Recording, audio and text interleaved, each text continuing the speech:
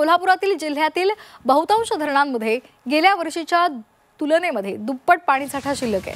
अवकाळी आणि मान्सूनपूर्व पावसानेच जिल्ह्यातील बहुतांश धरणं भरलेली आहेत।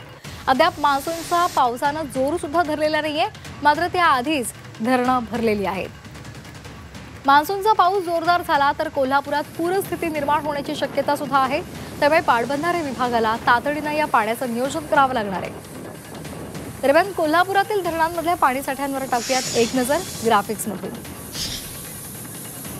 राधानगरी धरण 2024 24% आणि 2025 ला 53% जलसाठा आहे। वारणा धरणात 2024 ला 30% पाणीसाठा होता, 2025 ला 40% झालाय। काळंबावाडी 12%, 2025 ला 21%।